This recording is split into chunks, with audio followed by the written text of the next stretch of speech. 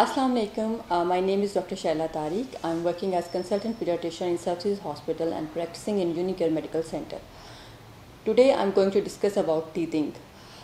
Teething जो बच्चों में होती है usually 5 to 7 months of age में स्टार्ट हो जाती है और यूजली ये अमल जो है ये कंप्लीट होता है एट 2.5 years ऑफ एज में। कुछ बच्चों के लिए बड़ा आसान मरहला होता है, कुछ बच्चों के लिए बड़ा पेनफुल मरहला होता है। तो उसके साथ कैसे डील किया जाए, उसमें what should we do and what we should not do, तो उसके बारे में हम आज बात करेंगे। इसकी सिम्टम्स क्या होती हैं। इसमें यूजली बच्चे जो हैं जब दांत इरप्ट होने से पहले ही उनकी सिम्टम्स स्टार्ट हो जाती हैं। ये एक पेनफुल मरहला होता है जिसमें बच्चा जो है उस बहुत ज़्यादा इरिटेबल होगा, बच्चा रिलक्टेंट टू फीड होगा, बच्चा क्राई ज़्यादा करेगा, बच्चा हर चीज़ ड्रूलिंग ऑफ सलाइवा होगी, हर चीज़ उठा के मुंह में डालना चाहेगा, हर चीज़ को बाइट करेगा। इसके अलावा बच्चे का माइल्ड सा बॉडी का टेम्परेचर भी रेज़ हो सकता है, लेकिन it would not be more than 38 degree centigrade या 100 फ़ारेनहाइट। अगर इससे ज़्यादा उसको फीवर हो रहा है तो that is not due to teething, it's due to some other illness, तो उसके लिए उसको एवेलुएट कराएं। इसकी वजह से माइल्ड डायरिया और माइल्ड फ्लू हो सकता है, लेकिन बहुत सिवियर नहीं होगा।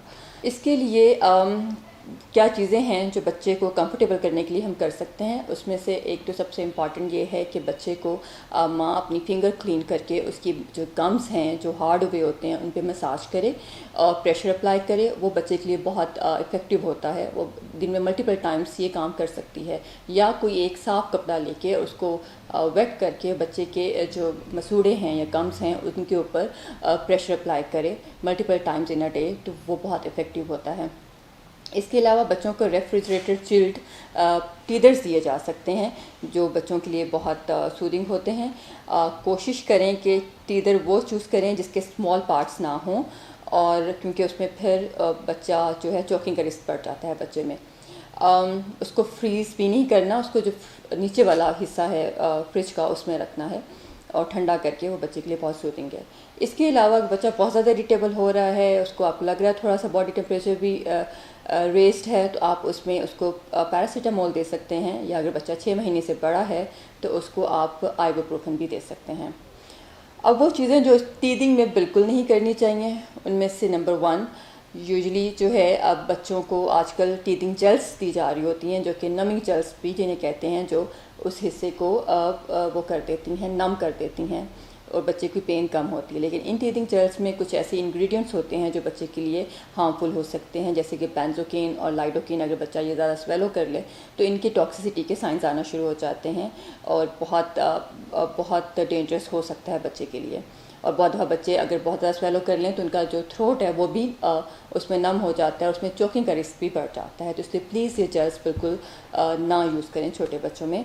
और इसके अलावा जो है कुछ होम्योपैथिक टेबलेट्स दी जा रही होती हैं बच्चों को क्रश करके, तो वो भी डेंजरस है। उसमें भी कुछ ऐसे इंग्रेडिएंट्स होते हैं जो बच्चे के लिए बड़े हार्मफुल हो सकते हैं, जैसे कि belladonna which is very harmful for kids, तो वो प्लीज़ उसको भी यूज़ ना करें। इसके अलावा कुछ बच्चों के गले में टीथिंग नेकलेसेस बना के डाल दिए जाते हैं कि बच्चा उस पर च्यू करता रहे और उसको पेन रिलीफ मिलता रहे, लेकिन उसमें भी अगेन चोकिंग का रिस्क है क्योंकि स्मॉल पार्ट्स होते हैं, चोकिंग का रिस्क बढ़ जाता है, तो प्लीज़ वो भी। और दूसरा, ये गले में डालते हैं तो सफोकेशन का भी डर होता है। इसके अलावा कुछ टीथिंग ब्रेसलेट्स होते हैं, वो भी प्लीज़ ना यूज़ किए जाएँ। इसके अलावा इसमें जो कुछ बच्चों में टीथिंग जो है वो डिलेड हो जाती है, तो उस तब आपने कब फिक्र करनी है, आपने तब फिक्र करनी है जब बच्चा 1 साल का हो जाए। 1 साल तक आपने उसका वर्कअप नहीं कराना, या आपने ज़रूरत नहीं है डॉक्टर से कंसल्ट करने की। यूजली तो 5 to 7 months के दरमियान में आना शुरू हो जाते हैं दांत, लेकिन अगर नहीं भी आए तो 1 year तक नथिंग टू बी वरीड। तो 1 साल तक अगर दांत नहीं आना शुरू हुए तो फिर आप अपने पीडियाट्रिशियन से कंसल्ट करें। तो डिलेड टीथिंग की बहुत सारी कॉजेज़ हो सकती हैं, जिनमें से एक विटामिन डी डेफिशिएंसी है, फेमिलियल है कि अगर उनके पेरेंट्स के या उनके कज़न्स के या उसकी फैमिली में किसी और के जो दांत हैं वो लेट निकले थे बचपन में, तो वो that could be the cause.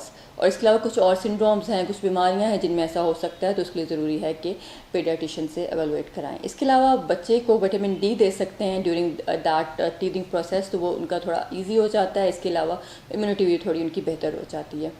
उम्मीद है आपको मेरी ये वीडियो पसंद आई होगी। कोई क्वेश्चन है तो आप कमेंट बॉक्स में पूछ सकते हैं। Thank you very much. अपना बहुत ज़्यादा ख्याल रखिएगा।